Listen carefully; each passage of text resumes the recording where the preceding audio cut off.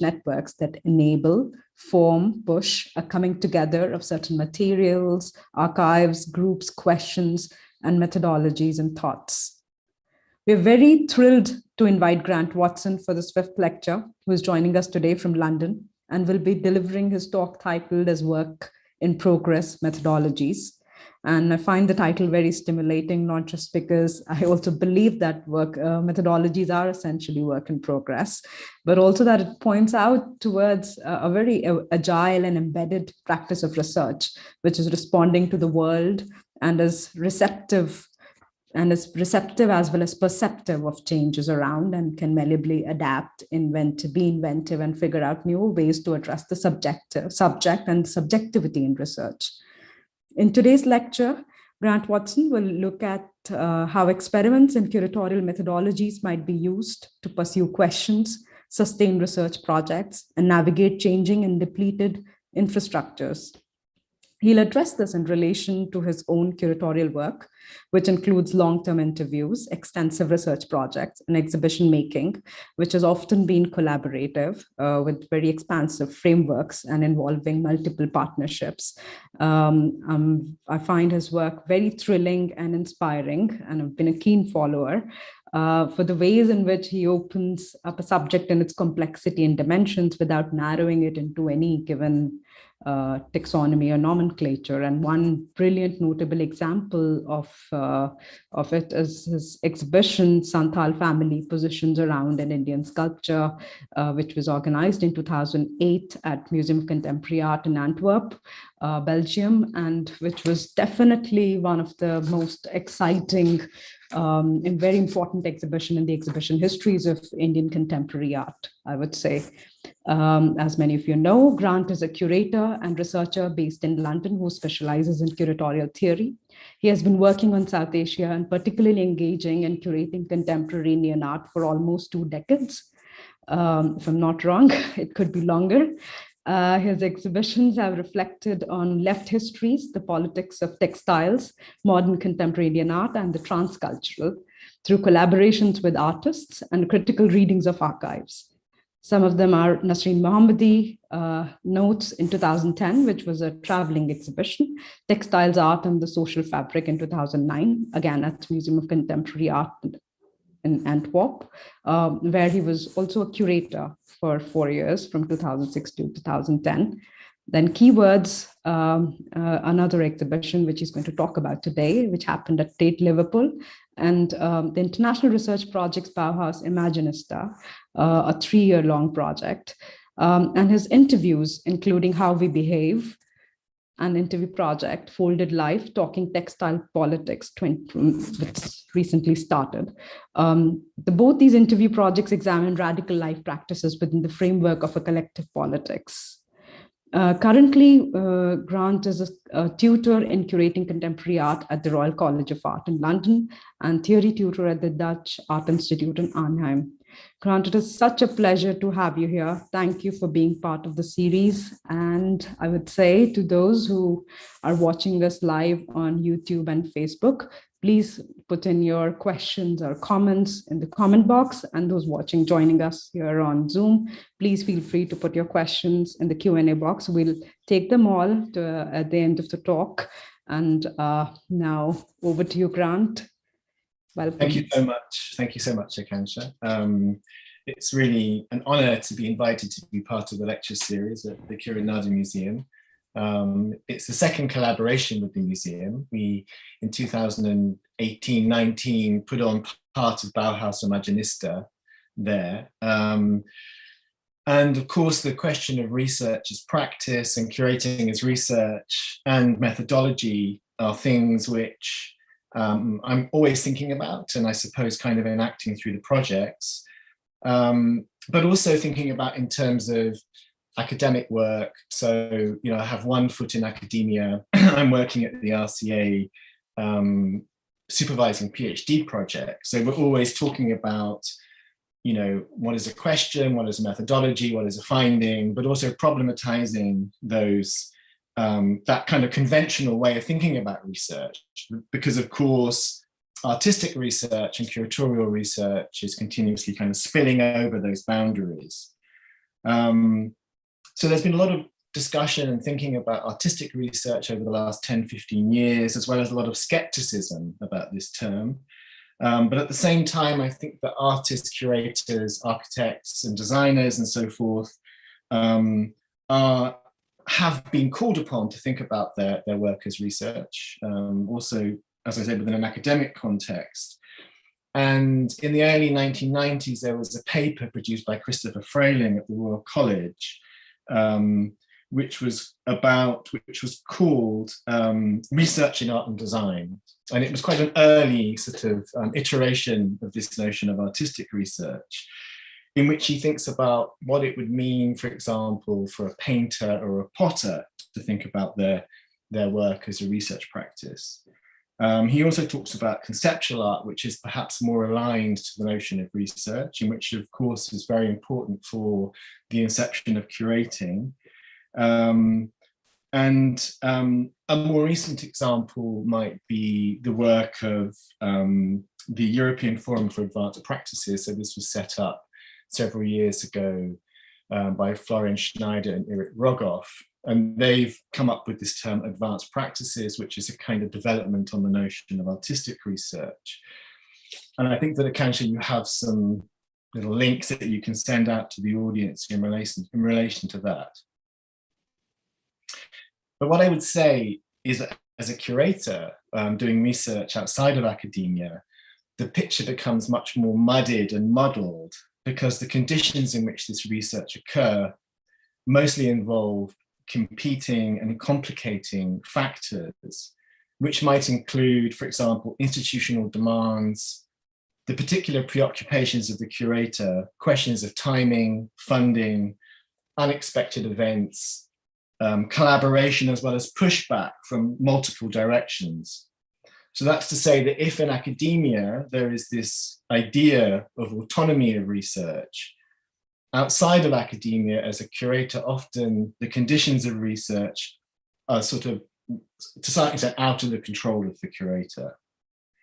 So maybe to start with the idea of a research question, because exhibitions and curatorial work are essentially collective, they often involve several sets of questions. So there might be an overarching question, which would be something that's informing the field at that time. And I'll go on to talk about specific projects in relation to how that might work. As I said, there might be the preoccupations of the curator and a whole subset of questions which might be practical in nature. So what I'll do is go through several projects. I could talk about other people's work, but the invitation here is to talk about my own. And it's been quite nice to actually go back over those projects and think about, well, what was the methodology? What was I trying to achieve? Sometimes at the time, I wasn't always so clear about that. And then at the end, maybe occasionally we can have a bit more of a conversation and unpack this notion of methodology in more detail. So I did my curatorial training at Goldsmiths in the late 1990s. And when I think about that time, I can think about two questions that were in the air in relation to curating. So one of these was to do with democratizing the space of exhibitions by inventing new formats, inhabiting public space in different ways, finding ways to engage audiences beyond addressing them as passive viewers, which was something informed by institutional critique, which had been very important in the 80s, and was then developed by a generation of artists, but also by a generation of students on curating courses, many of whom had previously trained as artists. And so this way of working found its feet also in institutions that became known as, became identified with this idea of the new institutionalism. So small scale institutions that could bring in artists and work with publics in more experimental ways. So the second question, or urgency, I think, was a response to the pressure being applied to Western art institutions from constituencies outside of the mainstream, that had been marginalized and excluded. And this is an ongoing process that we would probably now call decolonizing. At that time in academia, this was informed by the work of post-colonial theory, and in the field by demands, for example, to deprovincialize the British art system, which in the late 90s was still very parochial. So doing this by presenting the work of contemporary artists, as well as undertaking historical and archival research from outside of the European and American frame of reference. And there was a conference called Global Visions Towards a New Internationalism, which debated this notion of a new internationalism and a kind of deprovincializing of the art world, with speakers including Rashid Areen, Jimmy Durham, Stuart Hall, Houhan Rue, and Gita Kapoor. And this was actually organized to mark the founding of the International Institute of Visual Arts, which was tasked with taking up this work, both in London and internationally. So I graduated in 2000, and my first project was, in fact, with Innova. It was a collaboration with another student on the course called Suman Gopinath. And we made an exhibition called Drawing Space Contemporary Indian Drawing, which included Nazreen Mohammadi, Sheila Gowda, and N.S. Hasha, as well as historical work from the Indian department of the Victorian Albert Museum. And while I was doing that research, and subsequently an important book for me was a collection of essays by Gita Kapoor called When Was Modernism? And this book, which takes its title from the lecture by Raymond Williams from 1987, frames a question to do with the temporality and geographic location of modernism, which preoccupied many academics, curators, and artists working at that time. And it was a question that informed the first project I want to talk about, which Akansha has already mentioned, which is the exhibition Santal Family Positions Around an Indian Sculpture, which I curated in collaboration with Suman again and with Anshuman Dasgupta, and which we put on at the Museum of Contemporary Art in Antwerp in 2008.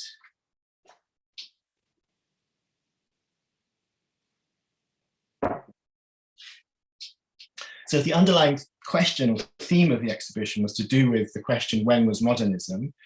There were a whole series of subsequent considerations which helped to define the project. So these included my own particular interest in research at Shantiniketan, going back to a visit I made in 1995, as well as subsequent visits, when I became aware of a range of works from early 20th century Indian modernism, including the murals of Binod Bihari Mukherjee and Nandalal Bose, paintings and illustrated manuscripts from Tagore, and the public sculptures of Ramkin Kabaij, in particular Santal Family.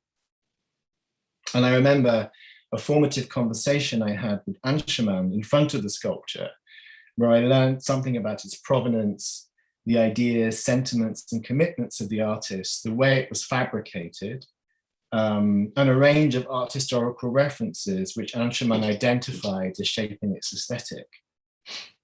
I learned that it was considered to be the earliest public sculpture of Indian modernism, and that as a representation of migrant labor, alongside the artist's other social concerns to do with famine, war, and poverty, it had a particular political significance, and that the figures depicted were drawn from the local Santali community with whom Ramkinka associated. So now I'm going to share my screen and show you some images.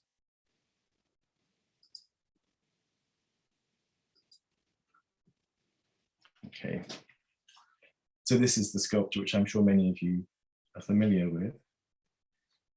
So the setting of the exhibition was a museum in Belgium, which has an experimental exhibition program.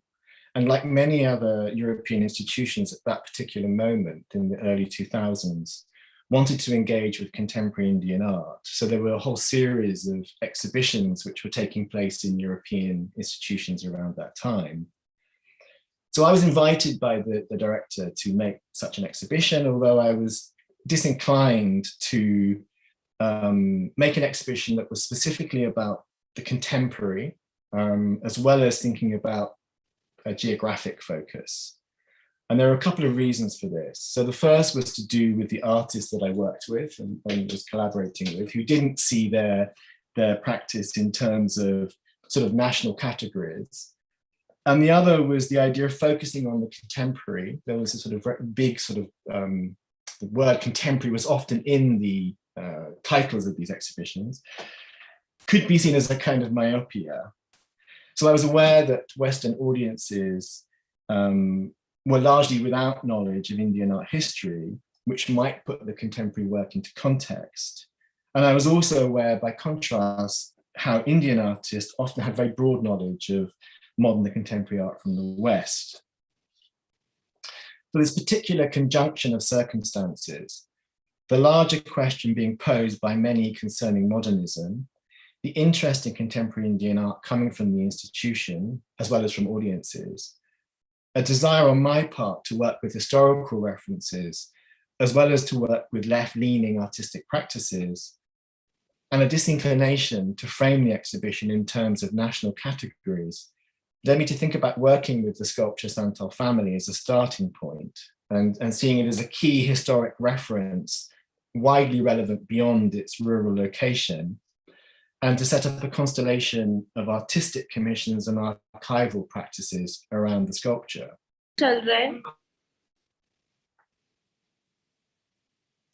So one of the debates I mentioned earlier, I just briefly touched on earlier, in terms of the formats of exhibitions and democratizing exhibitions and how to address the viewer, was to do with questions of translation and contextualization. And this intention to the notion of the experiential. So this played out in terms of, on the one hand, an overabundance of texts and explanation, and on the other, a refusal to even have labels in an exhibition, with the idea that art should appear as unmediated as possible. So my proposal for the exhibition, which clearly needed a sufficient account of unfamiliar artists, places, and histories, was to think about how other kinds of materials beyond text, including films and archives and the work of other artists, might be used to do this work of translation. So, for example, the second image, an unfinished film by Ritvik Ghatak called Ramkinka Baij, The Unfinished Portrait, which Ghatak began shooting in 1975 but never completed, was made ready for the exhibition Santal Family in 2008 by his son Ritaban Ghatak. And this film included conversation with Ramkinka on campus at Kalabhavan, often in front of his sculptures. And I felt that it would give an important glimpse for audiences into the artistic milieu that Ramkinka was working in. And then other archives, such as from the Indian People's Theatre Association, and a restaging of Mahashweta Devi's novel, Mother of 1084, provided materials which spoke to a left cultural production in Bengal. And we also republished the catalogue, Questions and Dialogue, by the Kerala Radical Group from 1987. And this looked actually at the legacy of Ramkinka on a subsequent generation of artists. So the catalogue is interesting on two counts. One, you can see behind the monkeys in the front of the frame, you can see a harbour with ships, and that's actually Antwerp, where the exhibition took place. It's a painting by Peter Bruegel the Elder. And on the reverse of the catalogue, there's a fragment of a sculpture by Ramkinka. So it was somehow very fitting to include it in the exhibition. And we also collected together works from the Kerala Radical Group and made a small ensemble of that work. And then there were commissions from artists. So this work is from Borang Hansda, who's a Santali artist who trained at Kalabhavan. And these are terracotta figures which he made depicting Santali historical figures such as Sidhu Murmu and Kantu Murmu, who were leaders of the Santal rebellion of 1855. Sheila Gowda's installation Kage Bangara, which referenced the shelters made by present-day migrant workers, reflecting the migrant worker motif of Santal family sculpture. And then an important work really for the exhibition, which came from Gorzka Matsuga, a Polish artist based in London, who made this installation, which in fact she called When Was Modernism? So we made a field trip to Shantiniketan, and Gorzka collected small sculptural exercises which had been made in the studios by students and then discarded. And these exercises in material and forms seemed similar to her, to some of the work that she had made at Art College in Warsaw in the 1980s. So we brought these materials back to Antwerp, and Gorzka produced this sort of mise en scene of Shantiniketan with the tree and the benches, so the audience could have this feeling of assembly and gathering. So Santal Family, in retrospect, was sprawling and inconclusive, and a kind of sketch in a way. And I felt subsequently the need to revisit some of the material and the questions that had been raised in the exhibition. In 2013, when I was working as a curator at the International Institute of Visual Arts in London, and set up a collaboration with Goldsmith's Fine Art Department for a research project called Tagore, Pedagogy and Contemporary Visual Cultures. And we restaged the work by Makuga, and we commissioned this work by Annabel Gigian, which is called Play to Play. And we invited a group of artists, curators, and theorists from India and from the UK and from Germany to convene and think about the relevance of Tagore's ideas in terms of pedagogy and contemporary visual culture. And in fact, we used the sculpture by Makuga as a place to gather and do screenings and have conversations and make presentations. And we also collaborated with the Tagore Centre UK, and these are images from that centre, which was set up in 1985 to archive and promote the work of Tagore in London. And in the picture on the left, you can see Anshuman Biswas, who was at that time working at the centre and who hosted us there. So finally, I think in terms of this particular body of research, the question of pedagogy and the location and nodal points of modernism was central to a large-scale project, which Akanksha mentioned, that I worked on between 2016 and 2019, although it kind of continues, and we had an iteration recently at the Indian Museum in Calcutta. This was a collaboration with Marion van Osten, the late Marion van Osten, and a whole range of researchers over 3 years, which looked at the transcultural formation of the Bauhaus, as well as its reception beyond Europe. So in this chapter, which you can see, which was called Corresponding With, we looked at 3 schools. We looked at the School of Design and Architecture from Tokyo, which was briefly active in the 1930s. We looked at the pedagogic practices of the Bauhaus, and in the foreground, you can see materials from Kalabhavan and from Sriniketan. So notably, the 2 schools, the Bauhaus and Kalabhavan, were set up in the same year, 1919. So the Bauhaus closed in 1933, but has garnered a position in art history, in the history of art education, as the modernist school par excellence, with good reason, because of its constellation of brilliant artists, architects, designers, and teachers, and students, including Paul Klee, Annie and Joseph Albers, Hannes Meyer, Günter Stürzel, and Laszlo Moholy-Nagy, to name but a few. But also for its breakthrough in pedagogic methods, such as the workshop learning, and in particular, the development of the forecourse, which you can see on the wall in the back of the image there.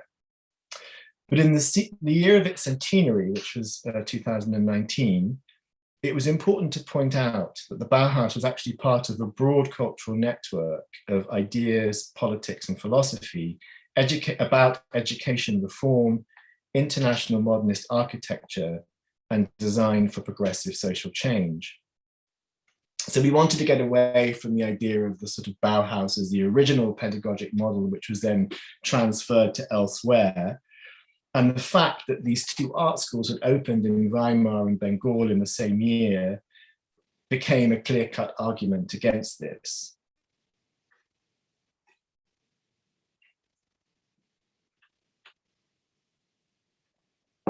So the second strand of work I want to talk about was a series of projects that I developed around the book Keywords, A Vocabulary of Culture and Society, which was published by the Welsh cultural critic Raymond Williams in 1976. So why was this book relevant? It goes back in part, I think, to a series of exhibitions and talks, performances, and a radio program that I initiated in the early 2000s, which sought to re-examine the term communism at a time when communism as a proposition was a low ebb, at least in the European cultural scene. And as part of the research I did around that exhibition, I looked back to some of the writing of the New Left in Britain, including figures like Raymond Williams and Stuart Hall. So when I arrived at the museum in Antwerp in 2006, the first job I was tasked with was to set up a lecture series. And I was invited by the chair of the board to do this. And in my conversation with him, he said to me that some of the overt sort of left references that I was bringing up and proposing should be avoided, because in Belgium, the composition of museum boards and the channels to funding were often directly linked with political parties, and this might be something which could become problematic. And then the wider context in the city was the presence of the far-right party, the Vlaams Belang, which had just won 30% of the vote in the city. So this was quite a shocking thing. And this party, like other far-right parties, was speaking racism in terms of cultural values. So of course it's included ideas about Flemish identity and antagonism to multiculturalism, but they also tried to leave a support with a more kind of progressive constituency by denouncing Islam as patriarchal, or saying that, or legislating against the hijab on the grounds that it was anti-secular. So Keywords, the book, is a book in which Raymond Williams unpacks particular words and looks at how these words undergo change and how this change reflects tensions in language that in turn reflect wider social conflicts. And in the introduction to the book, Raymond Williams discusses his preoccupation in particular with the term culture. And I think that, Akansha, you have the PDF of that. So it's quite interesting to read. I'm just going to quote a little bit from it. He says that at the time he was thinking about this word, he was hearing it in relation to behavior, so cultured behavior, but also in relation to, as a word for writing poems, writing novels, making films and paintings and working in theatre, so kind of cultural production. But he was also hearing about it in terms of some central formation of values, for example, in literature. And then in a more general discussion, he was hearing the word culture used with a different implication, almost equivalent to society. So a particular way of life, for example, American culture or Japanese culture. So the museum at this time was involved in making direct anti-racist statements and working to counter the influence of the far right. But my question, drawing on Williams, was how to have a discussion about cultural values which were at stake in this particular conflict that was taking place in the city. And this account of the term culture, which cross-references artistic practices and ways of life, seemed to offer an entry into how the activities of the museum might interact with the wider conflicts around culture occurring in the city. I thought the lecture series might, in part, weave together these different meanings of culture and the values they embodied. And incidentally, the first speaker I invited was Professor Paul Gilroy, who had worked on his PhD at the Centre for Cultural Studies in Birmingham and with Stuart Hall, itself indebted to Raymond Williams. So I picked up this book again several years later when I was working as a curator at Innova. And I'd been invited by Gavin Delahunty at Tate Liverpool to develop keywords, which I'd been continuing as a lecture series at Innova, into an exhibition working with the Tate collection. And this time I was referring to another section of the introduction to keywords, where Williams comments on the structure of the book, and he talks about its alphabetical structure. So if you look at the book, it's a series of words from A to Z. And he says that this alphabetical structure overemphasizes the meaning and interpretation of particular words rather than their contextual character. So he says that while words can't be reduced to their context, they are habitually used in relation to one another. And he goes on to say that he hopes that while this alphabetical structure that he's used in the book makes it easier to use, that people will come up with other kinds of connections and comparisons. And by this, he means that they will think of other ways to arrange the words and also think of other words that might arise in the future, which might need to be closely looked at and unpacked. But what the exhibition attempted was an extension of this invitation to think about new formats.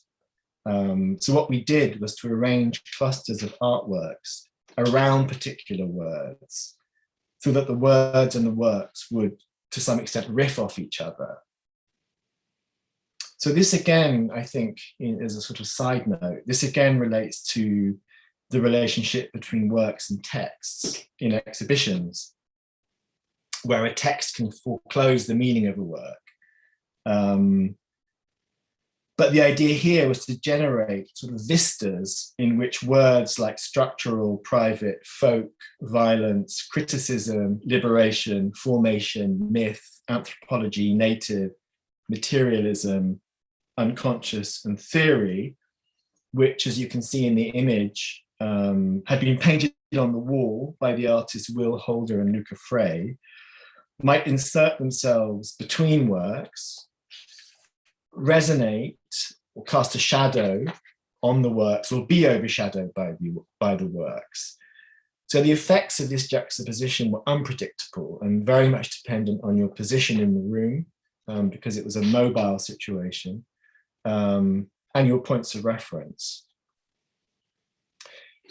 And in terms of the selection of works, the periodization was very particular. So at Tate, the show was called Keywords, Art, Culture and Society in 1980s Britain, a period in which cultural studies, in a revision of Marxism, was mapping culture as a specific front of resistance. And this reflected Williams's own commitments as a socialist. So it was a period of political tension and pushback from the right against progressive values and the labor movement. At the same time, there was the AIDS epidemic and Clause 28, and the National Front had peaked in the late 1970s. The Cold War was in full swing, with the US deploying cruise and Pershing nuclear missiles in the UK. And of course, there was the ongoing conflict in Northern Ireland. And each of these issues were reflected in particular kinds of activism, but also through artistic practices, which ran in parallel and often would intersect. So artists and works in the exhibition include Lubena Himid's Fashionable Marriage, a tableau based on Hogarth's Rape Progress, depicting the transatlantic alliance between Thatcher and Reagan, the rise of neoliberalism, and the complicity of the art world. And we also had works by Sunil Gupta, Sonia Boyce, Rotimi Fami Kayode, Rose English, who you can see in the image, Willie Doherty, Donald Rodney, and Derek Jarman.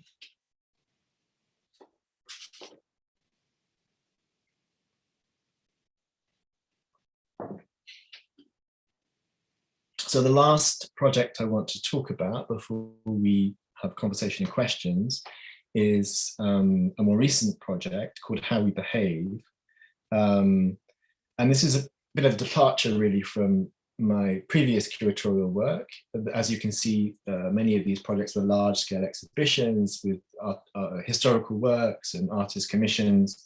And this was and has become a sort of long-term interview project. And it came directly out of my own PhD, which I did in the Visual Cultures Department at Goldsmiths. I don't even remember the dates of it, but I think I finished it in 2016. I started it many years before that. And the question of curating wasn't my primary concern really, is when I did the PhD, although I was part of this hub called Curatorial Knowledge, in which curating was discussed. But it definitely had an impact on the way that this project took shape. So the hub was led by Eric Bogoff and Jean-Paul Martinon.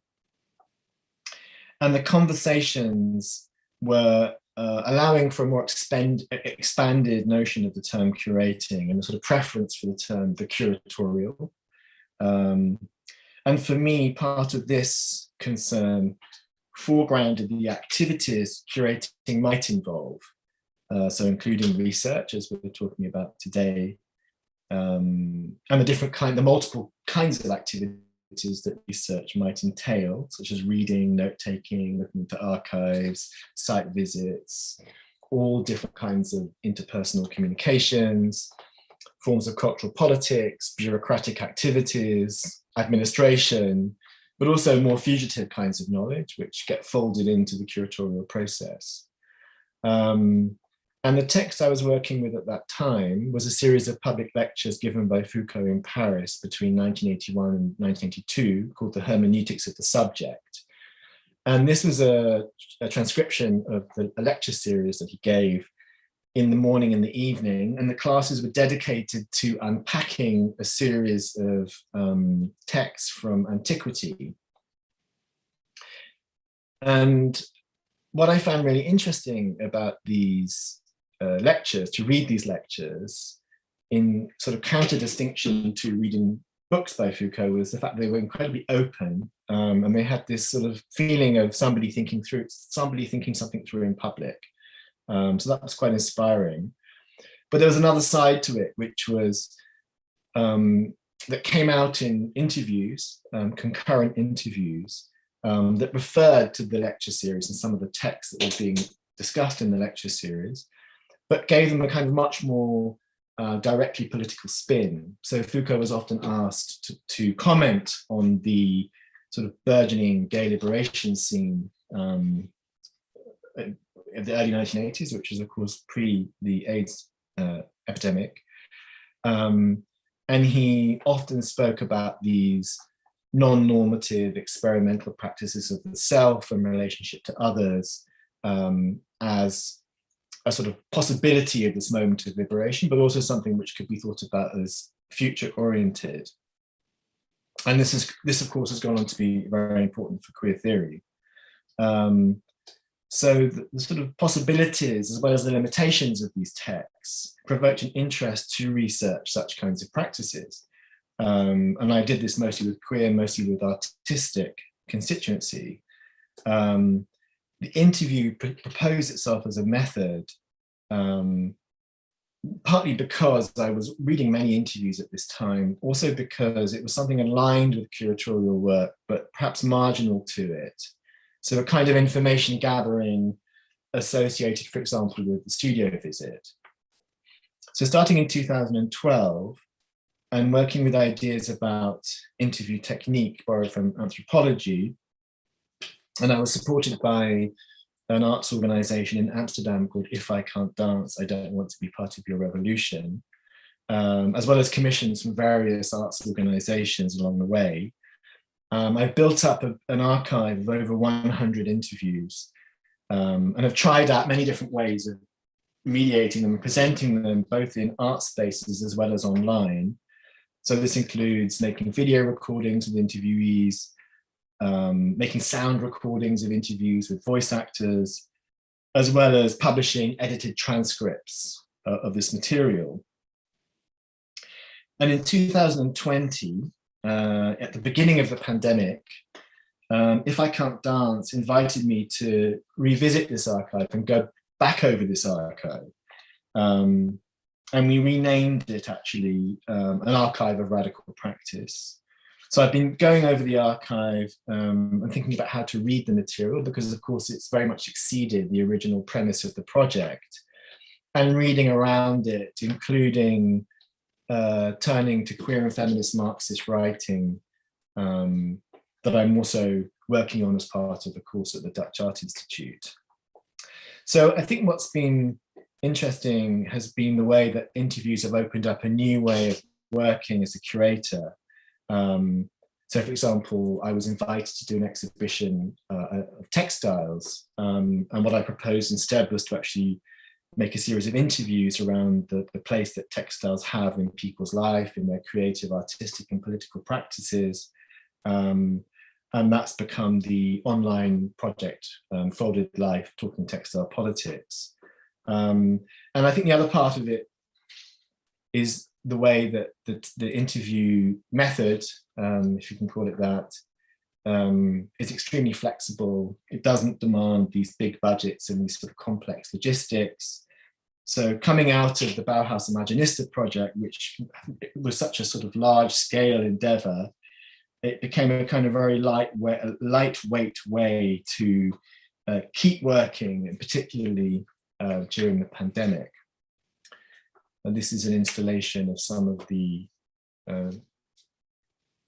video interviews, and these are the two current websites that I'm working on. Thank you.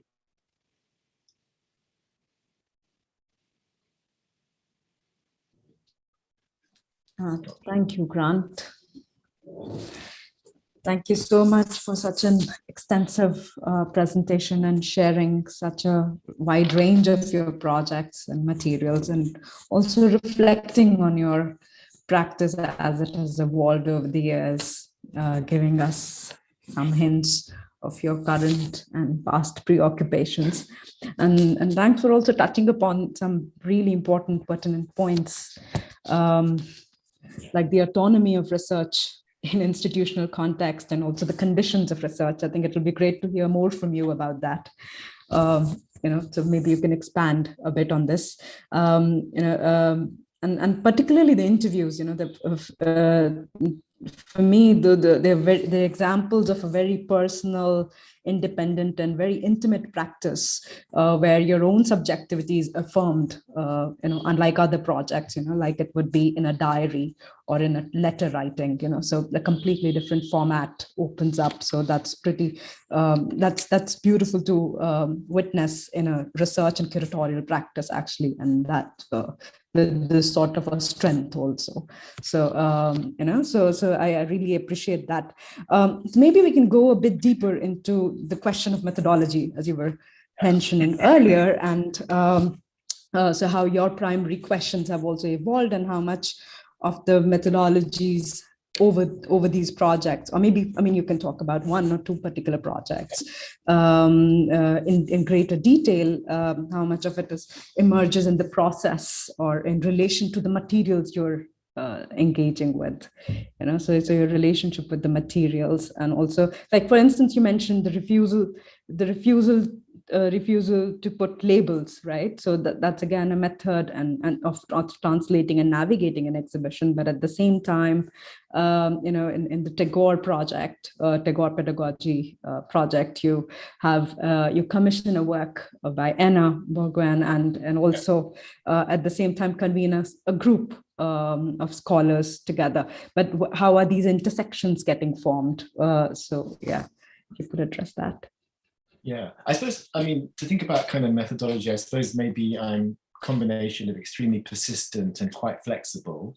On the persistent side, I have all of these interests, which I try to kind of sustain over years, in and out of sort of their fashionability, perhaps. So for example, working with researching into textiles and thinking about textile politics was something which at a certain moment was really absolutely something that everybody wanted to hear about, and perhaps now less so. But so that's one thing. The other side to that is institutional demands, because as I think I mentioned several times in my presentation, curators are not these autonomous figures. They're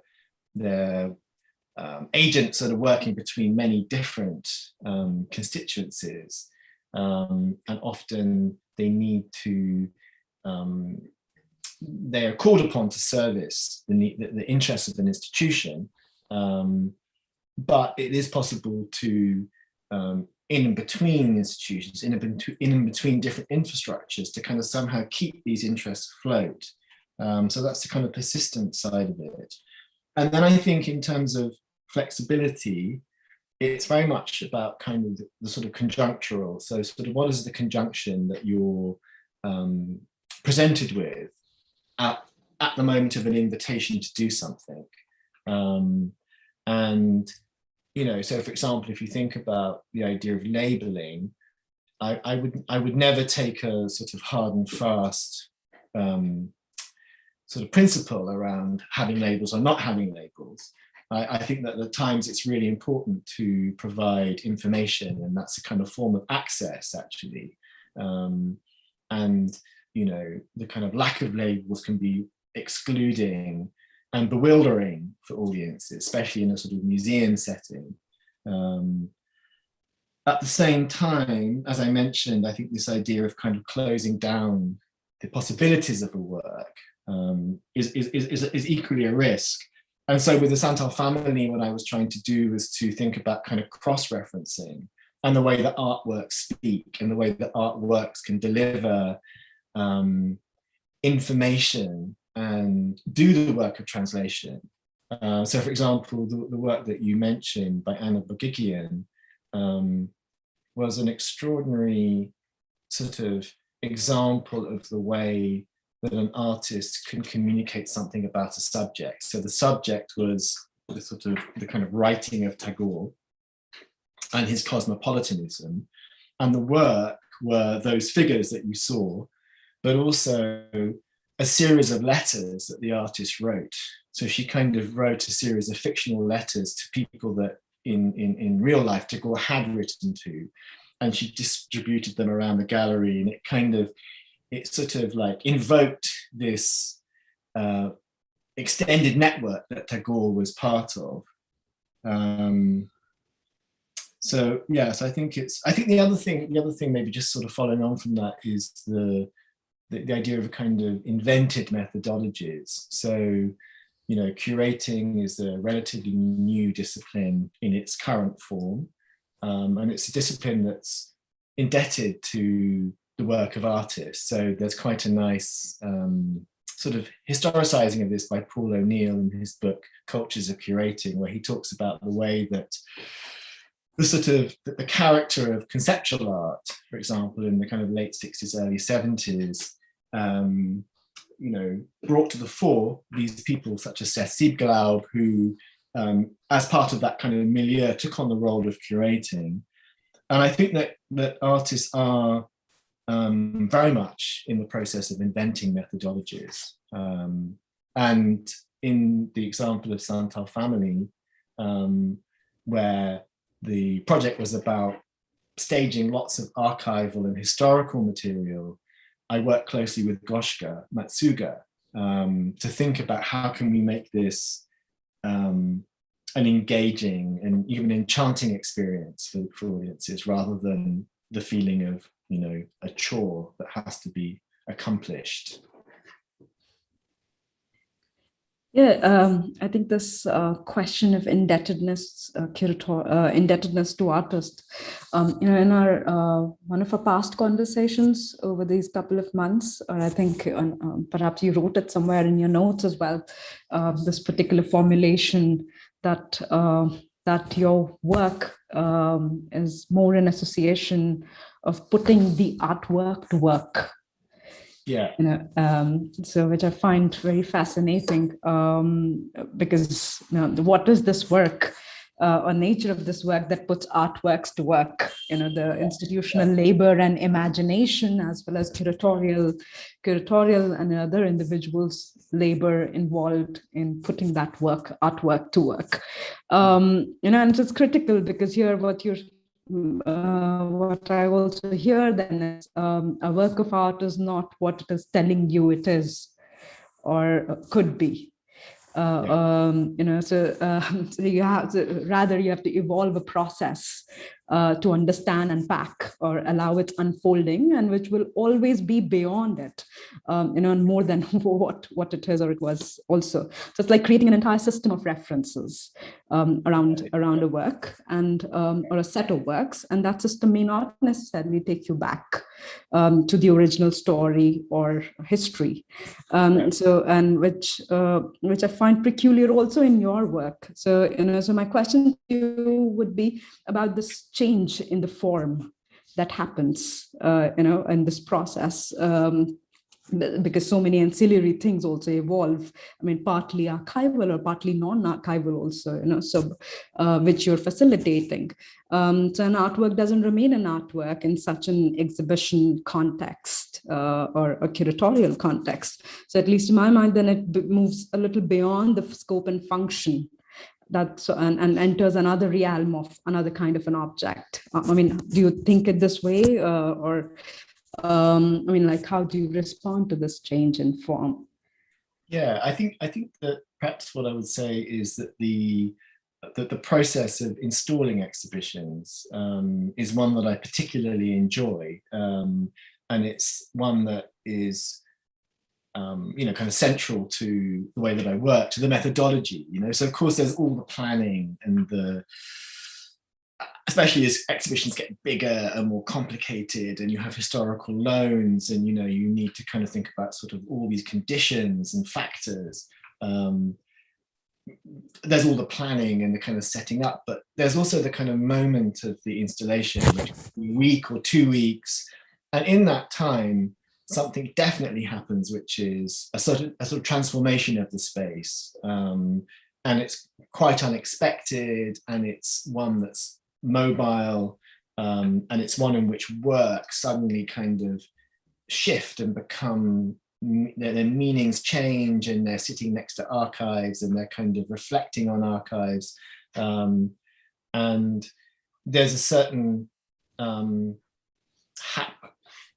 happenstance, I don't know if that's the right word, but there's certainly a kind of a sort of a creative moment in which things can move, and that always brings you into conflict with installation teams, because it's because of course it's very irritating when you have planned to put this archive or this artwork here or there, and suddenly it kind of needs to move to another place. It's not so much the sort of ego of the curator, it's sort of the needs of the scenario, and the kind of storytelling which the scenario is trying to do.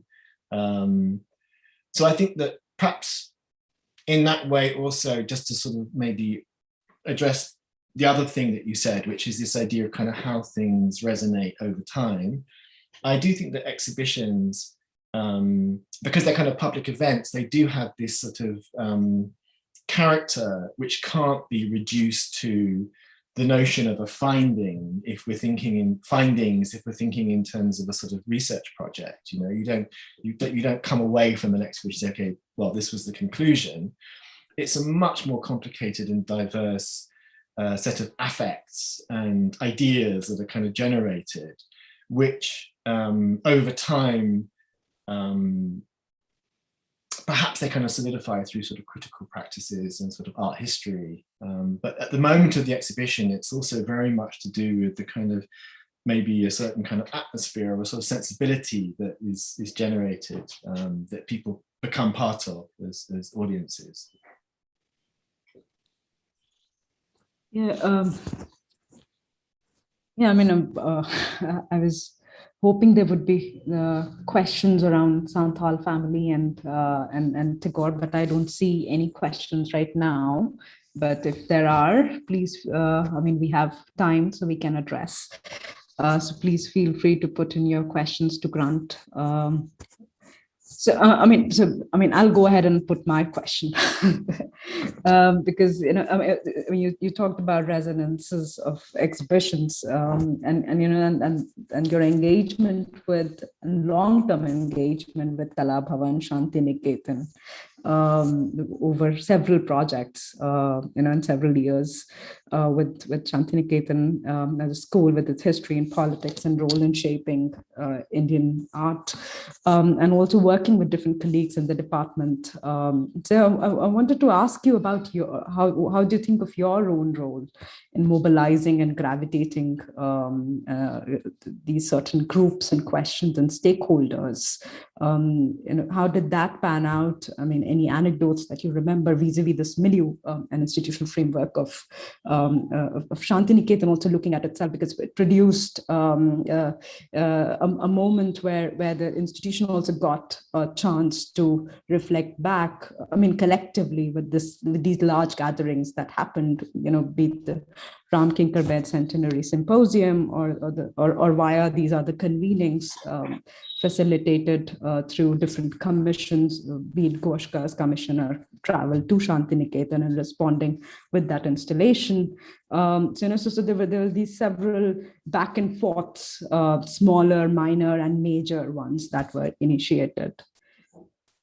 Well, I think my role is sort of minor and sort of as a learner. I went there in 1995 for the first time, and I recall seeing these drawings by Tagore these illustrations in his manuscript Purabi, and just finding them utterly compelling and wanting to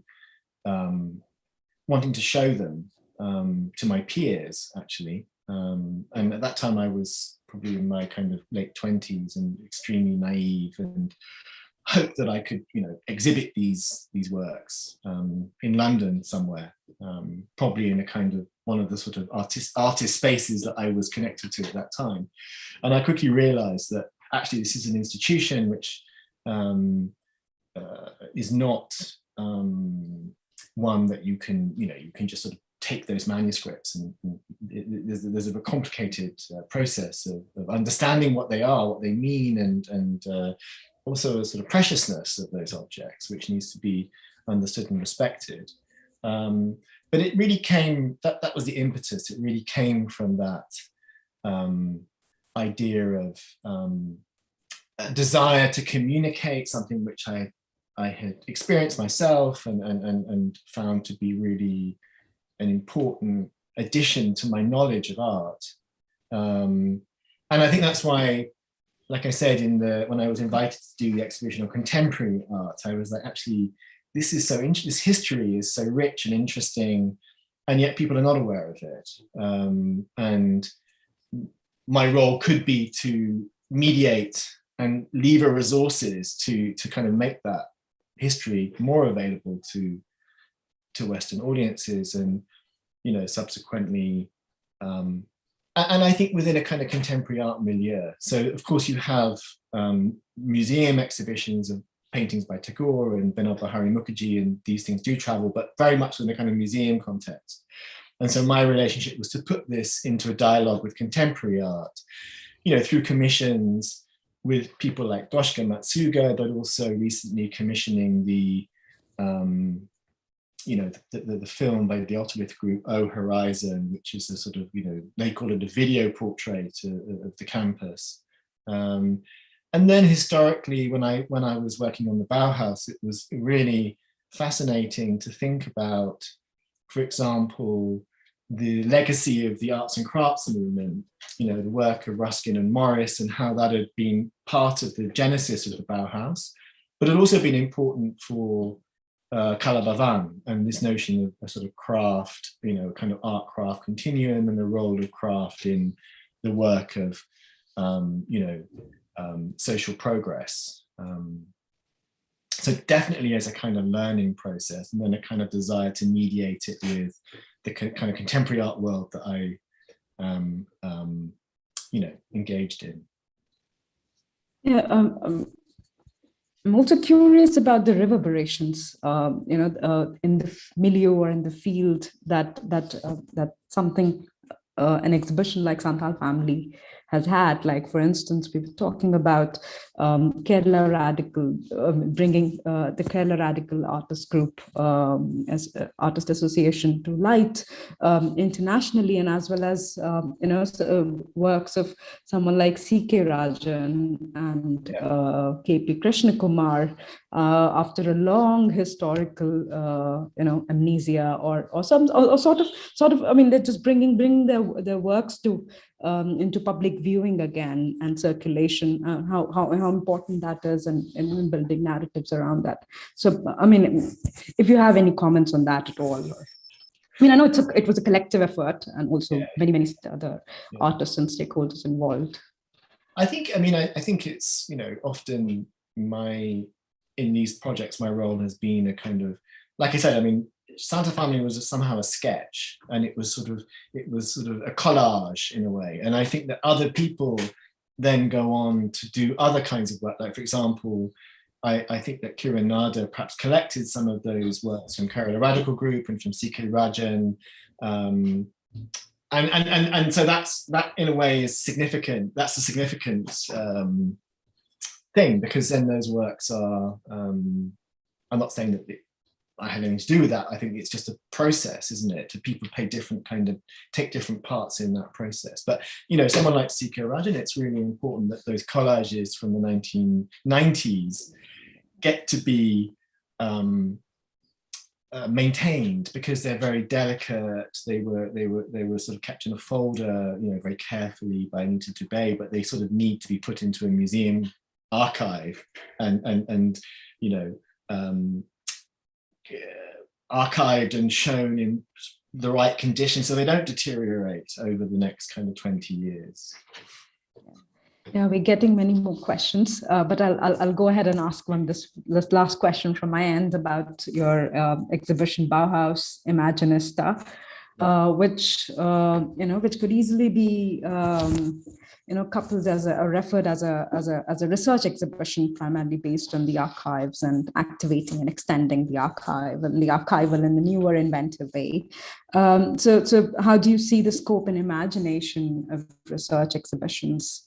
Yeah, I was like that, because we discussed that we might talk about that a bit. And I think that, research exhibitions has sort of become a category, and that there are books now published on research exhibitions. I think every exhibition is a research exhibition, even if it's a sort of, exhibition of paintings by Watteau. There's research. It's just the research is not necessarily always in the gallery. It's like backstage. And so, of course, in a very simple sense, it might be that you put the research on display. But I think that sometimes the problem with research exhibitions is it does become almost a kind of aesthetic, a kind of formal proposition, So research materials are given a pride of place. But what's more important, I think, for me, is this idea of the kind of ethos of the exhibition. Is it an exhibition which is exploring something? Is there, for example, a sense of doubt in the exhibition? Or is the exhibition making a conclusion that's being given to the audience as a kind of fait accompli? And in terms of Bauhaus Imaginista, it was a 3-year project. So the first year, me and Marion, we went to these various places to discuss how they saw the Bauhaus, how they saw their own history of art education, for example, in relation to a Bauhaus legacy. And then in the second year, we went back to those places and we made exhibitions with those people as collaborators. And I think, we did one, for example, with you at the Kiran Nada Museum. And that exhibition had previously been at the Design Museum in Hangzhou in China. And that exhibition I think it was more like a knowledge exchange, because we came with all of this material from the Bauhaus archives with textiles, architectural plans, all this stuff, which people wanted to see because they hadn't seen that material in the flesh. And they came with their material about, say, for example, education in China, or in India, we work with Suchitra Balasubramaniam to look at NID and that whole educational project, its relationship to Ulm. But then we did another exhibition in Brazil around Lina Bobardi. And that really was a research exhibition because we didn't know what we wanted to, what our question was, is Lina Bobardi connected to the Bauhaus, which she was? Does Lina Bobardi, how is the modernism of Lina Bobardi drawing on and appropriating from popular, indigenous and Afro-Brazilian sources? And in what way is this problematic? You know, so we really had this kind of question. And then we worked with scholars in Brazil to sort of think that through in terms of all different kinds of materials. And even though the exhibition itself had some, you know, had some sort of stunning loans in sort of, you know, air-conditioned vitrines, it was definitely one that had an ethos of a question that was being pursued. Great. We have some comments, questions. So maybe I'll put that across to you. I can read that out. So there's a question from Isaac Matthew asking, in pursuit of clarity on work in progress as an idea, what is a complete work versus an incomplete or a work in progress? Who validates the limits of an object, which then is consumed or creates knowledge? So the question is, I don't know if I got this right, but who decides when something is complete? Gosh, that's a really tough question. Isaac, is it? I'm not sure I can even answer it. I mean, who decides when a work is complete? I mean, it depends what kind of work you're talking about. If it's a work of art, there is a moment. Well, maybe what I would say is we had this concept that we had in the curatorial knowledge group, which I didn't really pay much attention to at the time, but now I quite like, which is this idea of the send-off. So the idea of the send-off was used as a way to think about what does the curator do. The curator completes the exhibition. So there's an opening and everything is in its place and the labels, if they're there, they're there. And then that could be said as sort of the finite, the kind of complete exhibition. But then there's the idea of the send-off. So the idea of the send-off is that the curator actually is just sending off this arrangement into public space, and who knows what will happen to that exhibition? Who knows how it will be interpreted? Who knows what thoughts will come from it? What conclusions will be drawn? And perhaps that's the same also with the work of art, that the work of art is the artist sends it off, it leaves the studio, or the artist finishes the work if it's made in a kind of public space, and they're sending it off with a sort of unknown future in store for it. You know, I think it was Duchamp that said that the art the art is completed by the viewer. But it's a very tenuous but very important line, isn't it? Because you could revive a work from sort of 2,000 years ago, and it could have a completely new set of reflections and thoughts that it provokes. Yeah, and that's where the second part of his question, who validates the limits of an object? So, I mean, which you answered in a way. Okay, good. So Mandy's asking, how can the idea of research as practice be developed in Indian art schools that are still grounded in academic fine art traditions of practice? So she's saying, I mean, she's another host of comments, explanations, and contemporary art pedagogy and practice is developed through gallerists and artist curators who have studied established centers. And I feel contemporary art in India is an implosion of Western language art history in India, apart from Baroda and Shantiniketan as Western history, and ends at pop art. So it's Mm. Up to you too. Yeah, I mean, yeah, I mean, how to address that? It's difficult to say. I mean, I suppose I would say that the research that we did around Kalabavan in the 1930s was definitely, it seemed, a project of education reform that wasn't stuck in a kind of classical mode. Maybe it's produced its own form of classicism since then. I mean, there are many interesting educational contexts in India that I'm aware of. So, for example, the School of Art and Aesthetics, it always seems like a very interesting space of discussion. There is, I think that the idea of a kind of hegemony of sort of aesthetics is a problem. And I do know that when you move and you take works from one place to another, there's often a kind of, there's often a sort of process of recalibrating the gaze, because it's, the work is not performing visually in the way that, you know, an audience might want it to.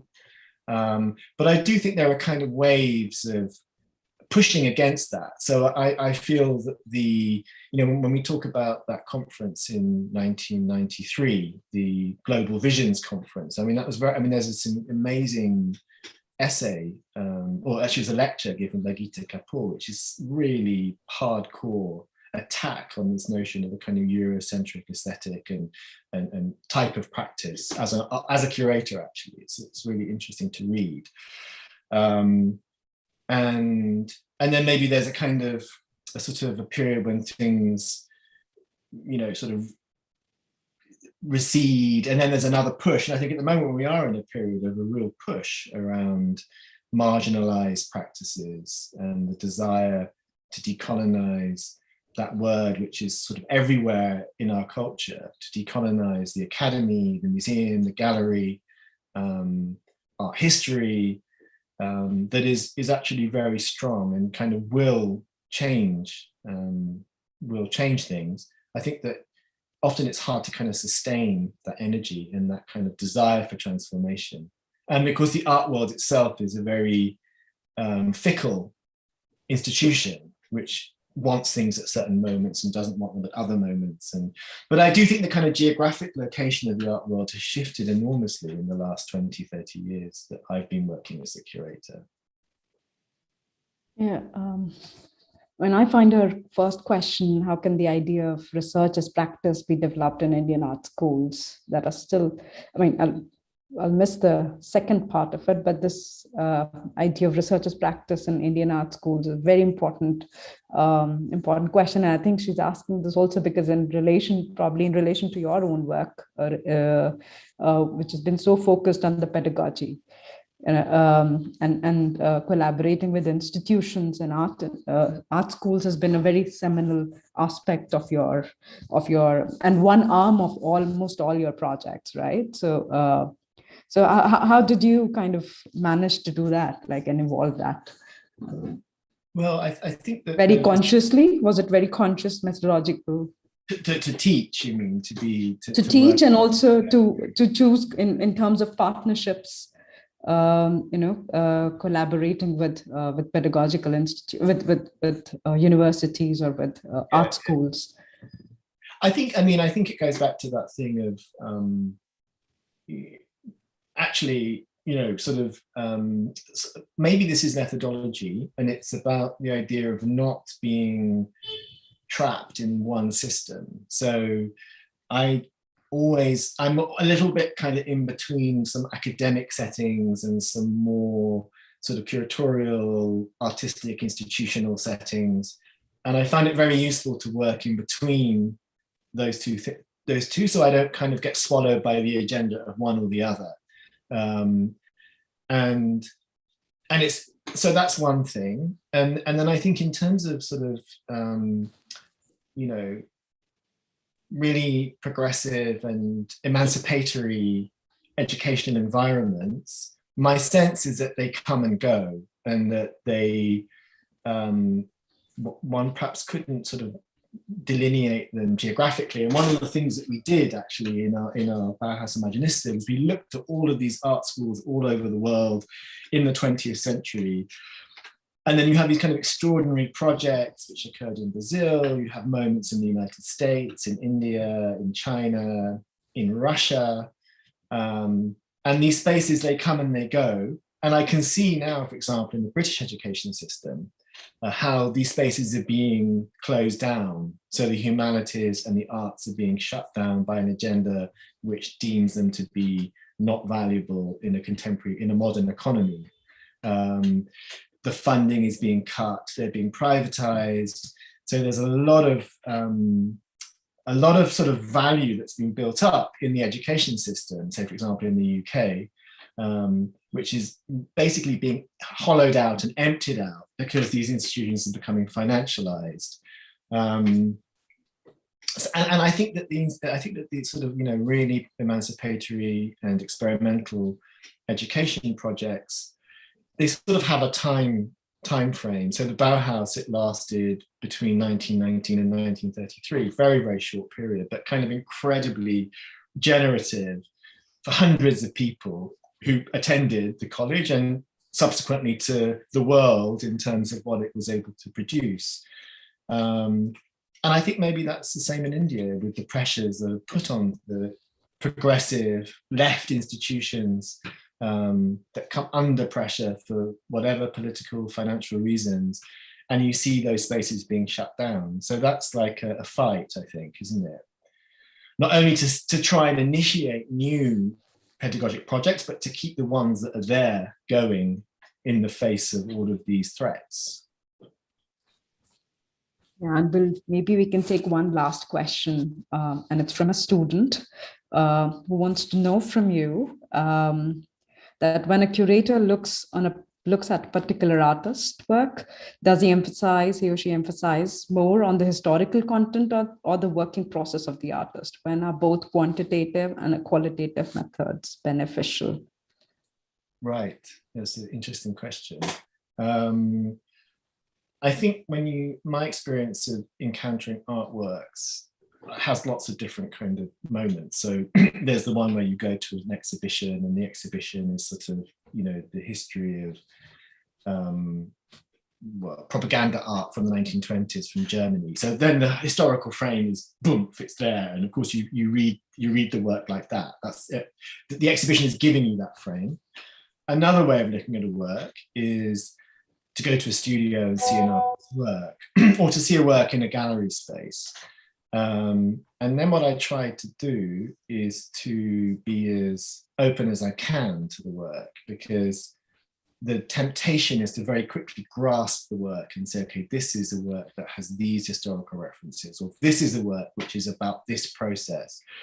And if you go back to the Santal family, it's this complex